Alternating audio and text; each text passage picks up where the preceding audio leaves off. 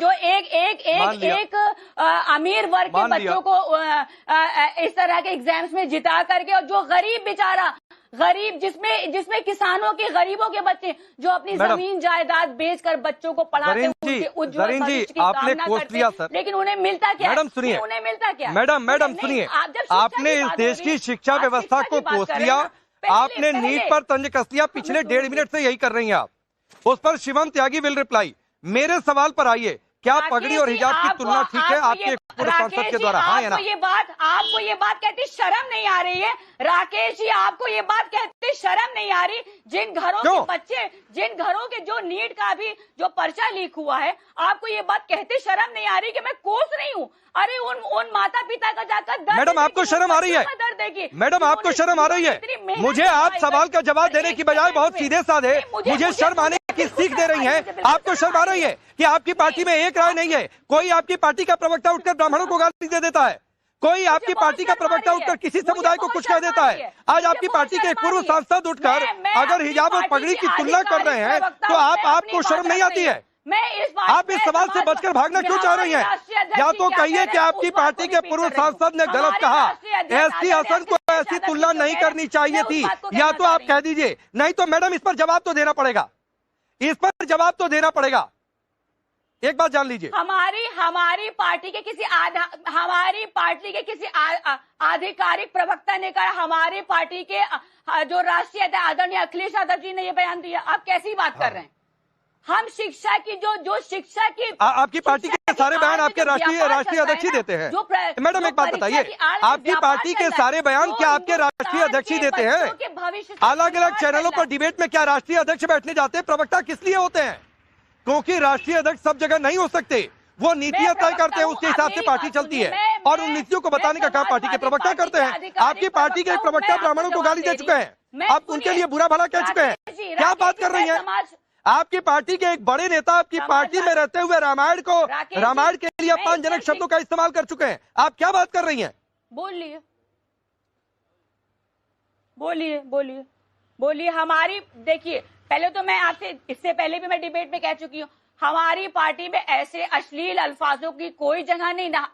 और अगर आपको उदाहरण देखना है तो आप हमारे आदरणीय अखिलेश यादव जी की उनकी सौम्य जुबान देखिए, क्यों कितनी शालीनता से बात करते हैं। तो हम तो उन्हीं को ही अपना आइडियल मानकर चल रहे हैं। तो हमारे आइडियल तो हमारे आदरणीय अखिलेश यादव जी। सुनिए जरीन जी, एक छोटी सी बात, मैं फिर शिवम के पास जा रहा हूँ। देखिए, अखिलेश जी की सौम्यता पर यहाँ पर बहस नहीं हो रही है।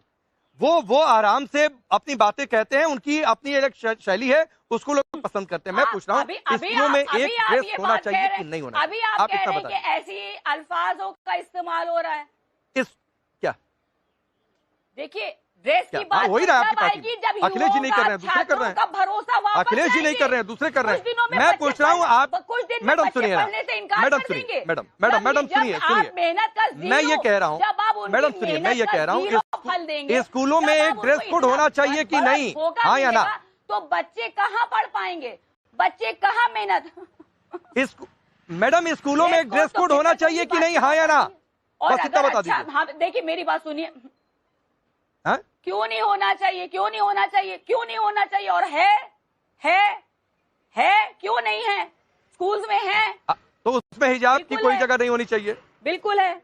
उसमें हिजाब या किसी हिजाब की जगह नहीं होनी चाहिए या होनी चाहिए? मैं हिजाब और मैं देखिए, अभी कोई ऐसा तैयार होकर तो आया नहीं कि ये पहनना है, ये नहीं पहनना। अभी तो आप मुझसे एक क्वेश्चन कर रहे हैं, मैं उसका आंसर दे रही हूँ। अभी मैडम, ड्रेस कोड में हिजाब थोड़ी नहीं आता है। आना चाहिए, ये तो आप मौलाना से। चलिए शिवम त्यागी 5 से 6 मिनट मैंने उनके ऊपर, मैं तो कहूंगा इन्वेस्ट किए, लेकिन वो इन्वेस्टमेंट का कोई फायदा नहीं मिल रहा है, क्योंकि एक जवाब आया नहीं। ड्रेस कोड होना भी चाहिए, नहीं भी होना चाहिए, हिजाब पर जवाब नहीं देंगे। हिजाब पगड़ी की तुलना क्यों कर लिया, उसका भी जवाब नहीं देंगे।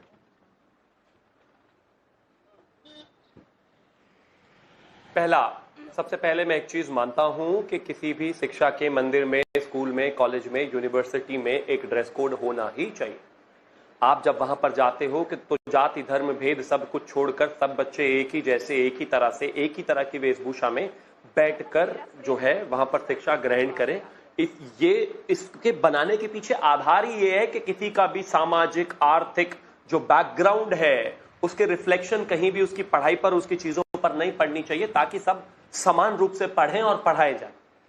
मुझे लगता है कि ये चीज सबके लिए बेहद अनिवार्य है। और बिल्कुल उसी तरीके से कहा गया है राज्यपाल उत्तर प्रदेश के द्वारा, के महामहिम के द्वारा, कि यहां इन सभी संस्थानों में जो है ये होना चाहिए। लेकिन हिजाब अपने आप में एक परेशानी है भाई। 2022 में जो कानून हमने कर्नाटक में बनाया था, उसको आकर कांग्रेस की सरकार ने अभी कर्नाटक में पलट दिया है और उन्होंने कहा है कि हिजाब जो है फिर से स्कूल में होना चाहिए। आप शिक्षा ग्रहण करने आ रहे हो और हिजाब और पगड़ी की कोई बराबरी नहीं है। हिजाब में, पगड़ी में कुछ कवर नहीं हो रहा है। वो उनकी एक सांस्कृतिक पहचान है, एक धार्मिक पहचान है जो हमेशा से चली आ रही है और जो मैंडेटरी है और जो सब करते हैं। इसके परस्पर अगर आप दूसरा देखें, मैं तो कहता हूं कि पैगंबर मोहम्मद के जिनको सब मानते हैं, सब उनका सम्मान करते हैं, पूरा मुस्लिम धर्म उनको मानता है, उनके 37वें जो डिसेंडेंट्स हैं आप उनको देखिए, क्या वो हिजाब पहने हुए हैं? नहीं। क्या इस तरह की कोई प्रथा वहां पर फॉलो हो रही है? नहीं। तो मतलब जो डायरेक्ट डिसेंडेंट्स हैं वो इसको नहीं मान रहे हैं, लेकिन आप इस तरह की चीजें एक बच्चे पर थोपना चाहते हैं। बच्चे पढ़ने के लिए जा रहे हैं और कर किस लिए रहे हैं? क्योंकि राजनीति करनी है, क्योंकि उत्तर प्रदेश में चुनाव है, क्योंकि मुसलमानों का वोट चाहिए। तो कहां से शुरू किया जाए? यहीं से शुरू कर दिया जाए। क्या करें? बच्चों के स्कूलों में ही राजनीति शुरू कर देते हैं। इस छोटी मानसिकता से उबरना चाहिए कहीं ना कहीं, और इस तरह की चीजें बिल्कुल बर्दाश्त नहीं की जाएंगी। और रही बात ड्रेस कोड की, ये होना चाहिए, है और होकर रहेगा। इसमें किसी तरह का लाग लपेट किसी को नहीं करना चाहिए। सब बच्चों के लिए शिक्षा महत्वपूर्ण है। जब आप स्कूल में जाते हो वहां सबसे पहले शिक्षा है, उसी के लिए वहां पर आप जा रहे हो। वो कोई फैंसी ड्रेस कंपटीशन का विषय है ही नहीं। वो सब एक जैसे दिखे और सब शिक्षा ग्रहण करें। मेरा नाम चेंज करवा दिए, मेरा नाम सैयद जरीन है। आप नाम चेंज करा दीजिए प्लीज। मेरा नाम भाई, हाँ ठीक है, ठीक है, ठीक है, सैयद जरीन लिखिए भाई, ठीक है। हाँ नहीं बोल दिया जरीन जी, बोल दिया। तो कुछ नहीं आ रहा, सैयद जरीन ही आ रहा है। बोलूं? शिवम भाई बोलिए जरीन जी, जवाब दीजिए शिवम की बात का। सबसे अहम बात यह है कि ये बिला वजह की बातें आप लोग उठा करके सामने ला रहे हो। सही बात यह है कि हर कॉलेज में, स्कूल में, मदरसे में पहले से ड्रेस कोड है, ड्रेस होता है, यूनिफॉर्म होता है। अब आप लोगों के पास कहने के लिए कुछ है नहीं। अब आनंदीबेन पटेल भी इस लाइन में आ गई कि भाई ये चीज मतलब वो भी पहले से मुख्यमंत्री रही है, अब राज्यपाल हो गई है। जाहिर है वो भारतीय जनता पार्टी उनकी भी मानसिकता है।